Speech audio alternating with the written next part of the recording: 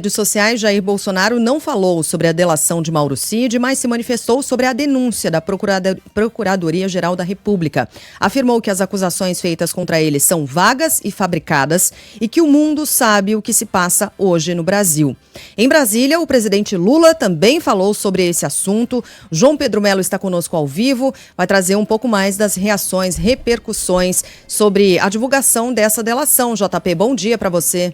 Oi, Sheila, bom dia a você, bom dia a todos que estão nos acompanhando. Pois é, o ex-presidente Jair Bolsonaro negou ter participado desse plano de golpe de Estado e defendeu que as acusações contra ele são vagas e fabricadas. Essa foi a primeira manifestação do ex-presidente depois da denúncia apresentada pela Procuradoria-Geral da República. E ele disse que, abre aspas, todo regime autoritário precisa fabricar inimigos internos para justificar perseguições, censuras e prisões arbitrárias, fecha aspas. Ele disse que o mesmo acontece em países que vivem numa ditadura, como a Venezuela, Nicarágua e Cuba.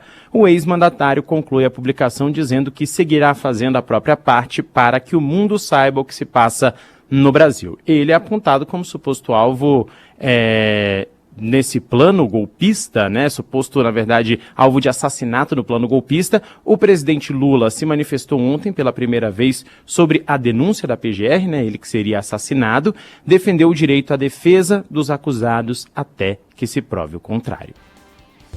É uma decisão da Procuradoria-Geral da República. Ele indiciou as pessoas. Eu não vou comentar um processo que está na Justiça. A única coisa que eu posso dizer é que, nesse país, no tempo em que eu governo o Brasil, todas as pessoas têm direito à presunção de inocência. Se eles provarem que não tentaram dar golpe, e se eles provarem que não tentaram matar o presidente, o vice-presidente e o presidente do Superior Tribunal Eleitoral, eles ficarão livres e serão cidadãos que poderão transitar pelo Brasil inteiro. Ora, se na hora que o juiz for julgar, chegar à conclusão que eles são culpados, eles terão que pagar pelo erro que cometeram. Portanto, é apenas um indiciamento. O processo agora vai para a Suprema Corte e eles terão todo o direito de se defender. É só isso.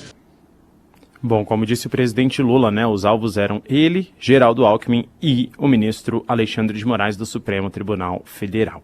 A denúncia da Procuradoria-Geral da República também repercutiu no Congresso, No plenário da Câmara, deputados governistas e oposicionistas protestaram contra e a favor da acusação, levando a sessão a ser interrompida. O líder da oposição na casa, o deputado Tenente Luciano Zucco, do PL, classificou a denúncia como inconstitucional e disse se tratar de uma perseguição. A gente vai ouvir um trechinho do Zucco agora. É nosso dever denunciar ao mundo o que está acontecendo no Brasil. Hoje, a perseguição é contra a direita conservadora. Amanhã, quem será o próximo? Esse autoritarismo, esta ditadura constitucional que se instala sob o disfarce da legalidade, precisa ser parada. Não permitiremos que o Brasil se torne refém de um aparato estatal totalitário, repressivo e opressor. Bom, por outro lado, o presidente do Senado, Davi Alcolumbre, defendeu o direito de ampla defesa do ex-presidente e dos outros 33 denunciados. Mas ao ser perguntado sobre o projeto de anistia de condenados pelos ataques de 8 de janeiro em Brasília, jogou a bola para o Supremo, disse que esse não é um assunto dos brasileiros. Isso não é um assunto que nós estamos debatendo. Quando a gente fala desse assunto todo instante, a gente está dando de novo a oportunidade de nós ficarmos na nossa sociedade dividindo um assunto que não é o assunto dos brasileiros.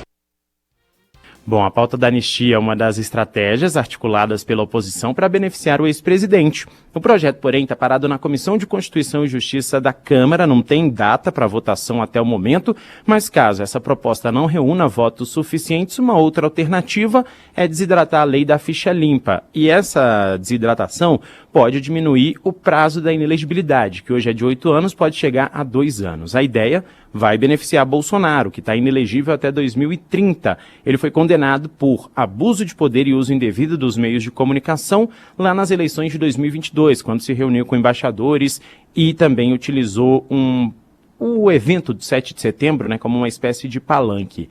Ainda como destaque das repercussões, a gente traz um último detalhe, que é a Câmara dos Deputados. Por quê? Parlamentares ontem tiveram uma espécie de confusão. A gente viu falei um trechinho agora há pouquinho, né? E eles tiveram dificuldade também de fazer pronunciamentos na tribuna da casa. Essa situação irritou muito o deputado Hugo Mota, presidente da casa, e ele deu uma bronca nos parlamentares. Disse que não é um presidente frouxo e praticamente fez um mapa de sala na Câmara dos Deputados ontem. Vamos ouvir. Se Vossas Excelências estão confundindo esse presidente como uma pessoa paciente, como uma pessoa serena, com um presidente frouxo, vocês ainda não me conhecem.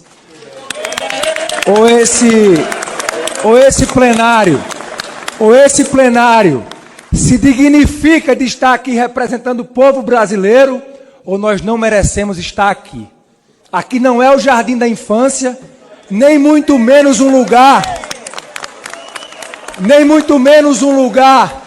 para a espetacularização que denigre a imagem desta casa. Eu não aceitarei esse tipo de comportamento. João Pedro, que comportamento exatamente? Então, eu ia chegar nessa parte agora. A situação começou da seguinte forma. Ontem, em determinado momento, o Hugo Mota estava presidindo a sessão, precisou sair. Colocou a terceira secretária, a deputada delegada Catarina, para presidir a mesa. Ele disse que tomou essa atitude exatamente para evitar que parlamentares do PL ou do PT presidissem a sessão exatamente diante do momento turbulento que era vivido ontem. Só que, enquanto essa parlamentar presidia, teve uma espécie de guerra de placas, né? A gente teve ali na tribuna uma série de parlamentares subindo a favor de Jair Bolsonaro e depois parlamentares do Partido dos Trabalhadores ocupando a tribuna também contra Jair Bolsonaro. E aí isso gerou uma espécie de guerra de narrativas ali. Nesse momento, nenhum parlamentar conseguia falar na casa. E aí, Hugo Mota estava na presidência, que nesse momento ocupa o antigo lugar do comitê de imprensa, ou seja, bem ao lado do plenário da Câmara, percebeu o que estava acontecendo e voltou. Ele, determinou a suspensão da sessão, a sessão foi suspensa ainda pela delegada Catarina, e aí os ânimos foram contidos. Diante disso, o Hugo Mota assumiu a tribuna e deu essa bronca que a gente viu aí. E disse também o seguinte, que agora, depois dessa situação, ele vai tomar atitudes drásticas. Não vai permitir que parlamentares participem da sessão sem gravata, sem terno, que nem estava acontecendo, porque, segundo ele, a casa não é uma bagunça, portanto, aquela história de adolescente na escola, fez um mapeamento de sala, cobrou as medidas ali que tem que ser cobradas e agora o pessoal tem que se comportar.